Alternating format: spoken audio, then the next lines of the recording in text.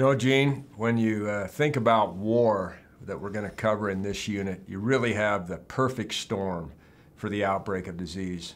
Many epidemics and even pandemics result of war, and these diseases had a profound effect on the outcome of many wars and really populations.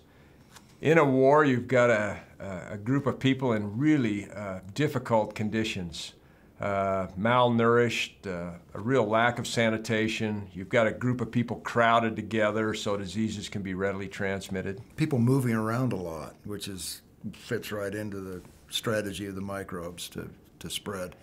The cold, exposure. Yeah, I mean, you have people who are under severe stress, but also the other thing to remember is you've got a lot of wounds, and organisms need a portal of entry into a person. And prior really to the advent of antibiotics in the middle of World War II, the greatest killer in all wars, and really maybe the determining factor in the outcome of a war, were the diseases that were picked up during the battles and afterward. And the effect of limited medical care. The more we develop rapid battlefield response to wounds, more survival.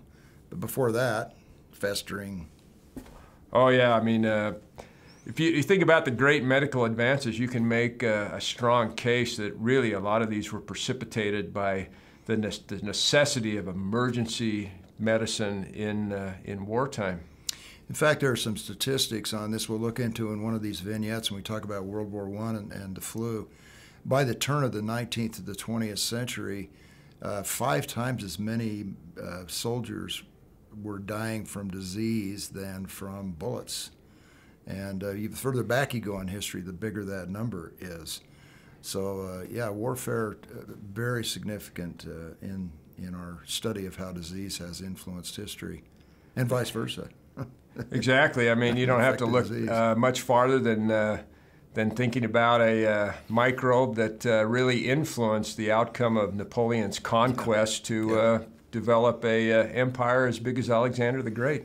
Yeah, and as far back as the Crusades, thinking about how that quixotic adventure of European Christians to liberate the Holy Land influenced by disease on every turn in the road. So that's another one. The one that really attracted my attention, this one, was the Spanish-American War and its effect on the course of a disease in terms of how we decide to cure it and our need to cure it. Yeah. In that case, yellow fever. Yeah, yellow fever had a profound effect on that, and really from the Spanish-American War on through the Panama Canal, and we had to focus a lot of attention and resources to deal with that disease. But the flu seems to be the one that we want to focus on, and so we'll have Craig talk to us about influenza and the situation. Craig, why do we have to get a flu shot every year?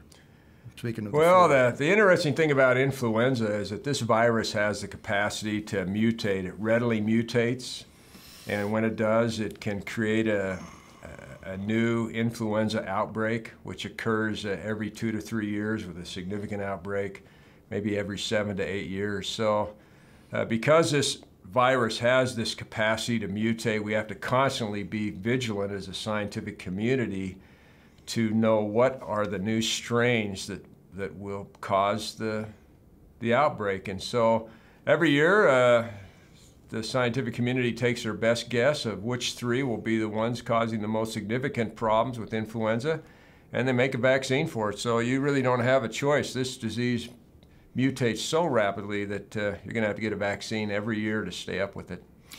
Another thing that comes to my mind when I think about disease and warfare is the drain on resources that warfare creates. So you may not have the tools necessary to fight disease because so much of your energy and your resources are being wrapped up in fighting a war. So this has all kinds of twists and turns in it, and ways that disease has been involved in this nasty business of warfare throughout human history. That's exactly right. You think about all the resources to take care of somebody who has wound infections, and you know, you're going to be you're going to be on the back lines fighting the same battle or maybe even a more serious battle than you are on the front lines.